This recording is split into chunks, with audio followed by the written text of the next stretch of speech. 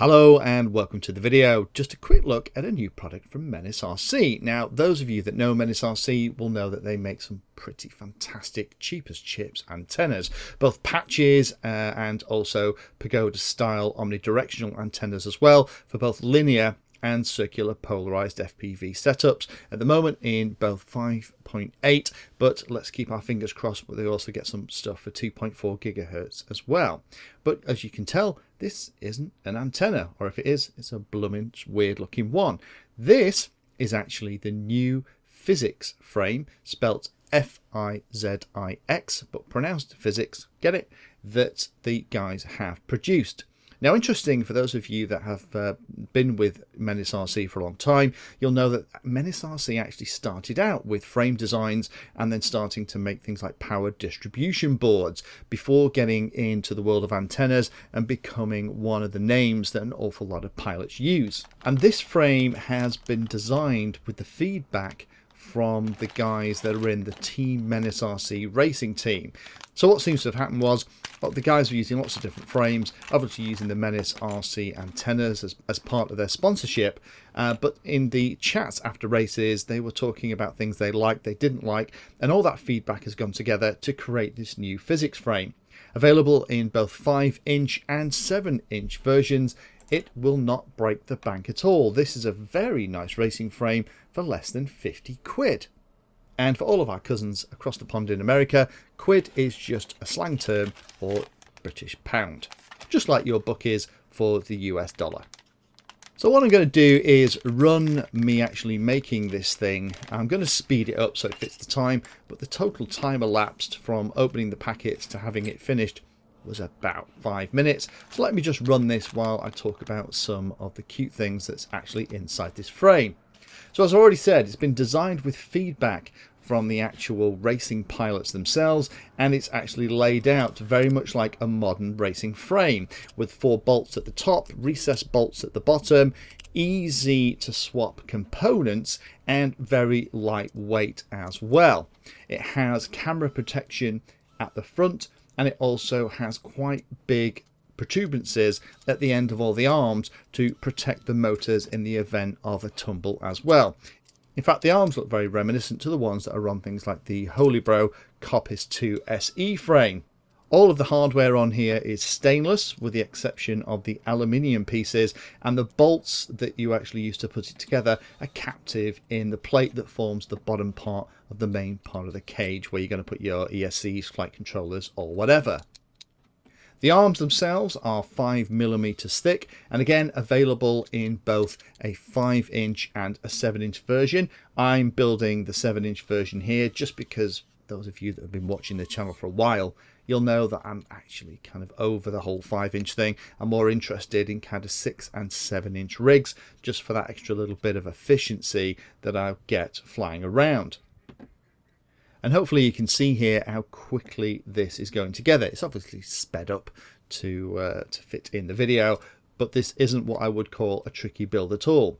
The arm design is particularly clever. The way it goes together and the way that the arm is actually held in place with one screw, and the other screw that's actually part of what will hold the flight stack in place is the other part of the retaining piece, and it has a slot in there as well. And the two arms butt up together underneath in a very similar way to some of the frames that we've looked at recently from people like MenaceRC, that actually caused the whole thing to become very, very rigid indeed. And the other thing you'll notice as I'm putting this together, there's exactly the right number of screws in the kit. So when you set out, I would recommend separating all the screws into the different lengths. There isn't a build manual as such, there's a very simple diagram that shows how to put it together, but I'd recommend, as I've done here, screwing the 2 bottom plates together loosely and then starting to put the arms in and then tighten everything up. Once you've got that bottom piece together, then it's just a case of popping the standoffs into position using some round head sized bolts, installing the FPV camera cage at the front, and then popping the top on.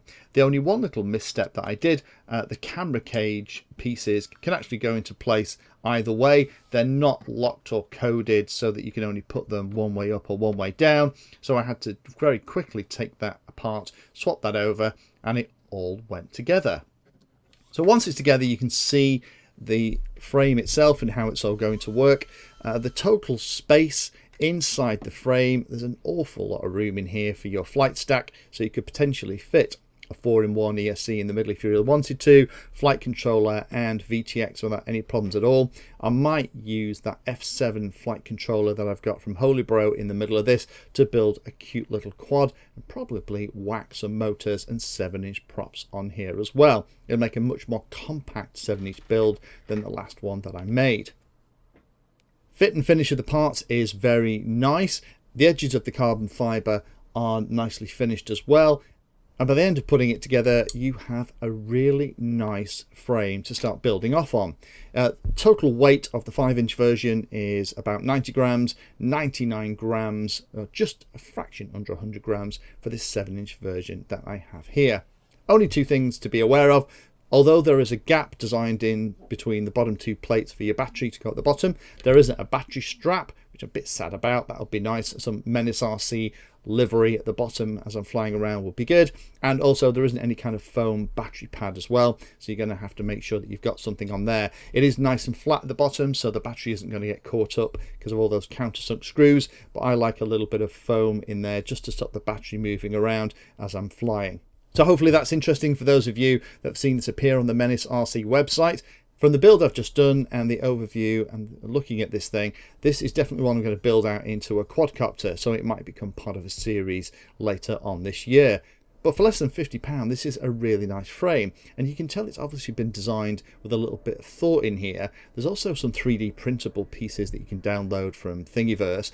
There's lots of little holes cut in it, perfect for those very small cable ties that we tend to use on these kinds of models, just to cable tie and secure power cables and other pieces to the frame as well. Obviously designed more for racing, but those 7-inch arms does give those of us that want to do slightly different builds a really good option. And the big bonus, of course, is that it costs less than £50. Thank you for taking the time to watch that video, and particularly for watching right to the very end. We try and release a video on Tuesday and Friday, and sometimes we'll release 1 or 2 extra ones in a week as well. All of the videos on the channel are organised into easy to use playlists, so do have a look in there, because if you're interested in a subject, we organise all the videos on that subject so you can find them easily all together in one place. If you like what we're doing, then please like and subscribe and tell others about the channel so they can come and join as well. We're available in all of the usual social media places, particularly in places like Instagram, Twitter, and we also share all of our 3D designs on Thingiverse.